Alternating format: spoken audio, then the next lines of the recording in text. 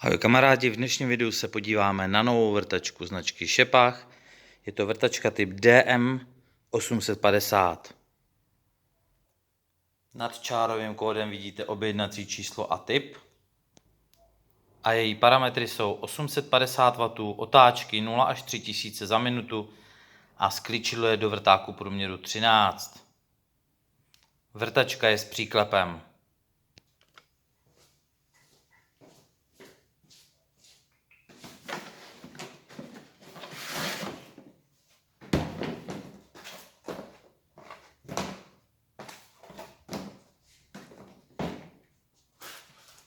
Vrtačka je v praktickém kufru.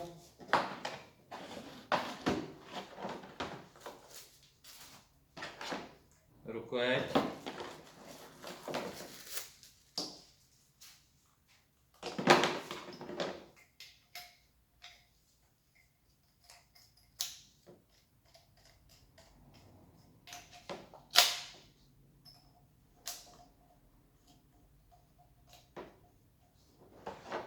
Součástí balení je nástavec na bity, sada bitů,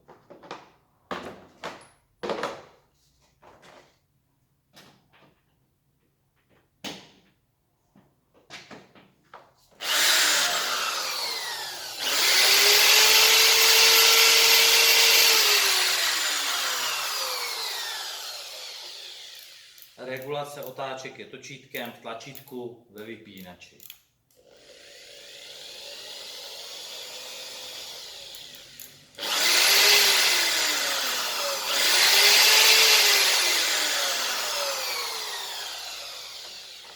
Přepínání levého pravého chodu nad vypínačem. Přepínání příklepů ze zhora.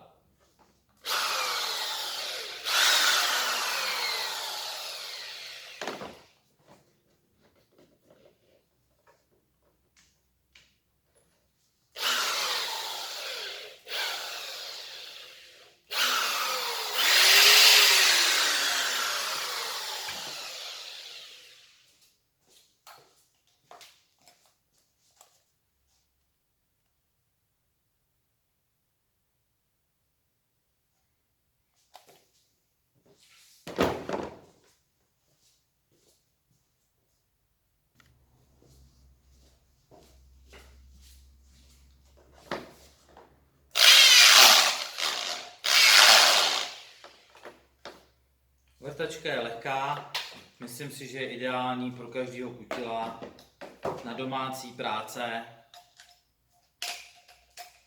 plně dostačující. Na šroubování bych ale zvolil silnější. Pokud budete vyloženě šroubovat, tak na šroubování bych zvolil silnější vrtačku, než je tahleta, ale na vrtání s příklepem do dřeva, do kovu bude určitě bohatě stačit.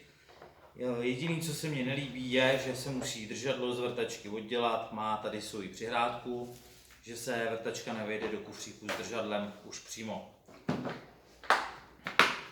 Tak to by bylo pro dnešek všechno, budu se těšit u dalšího videa.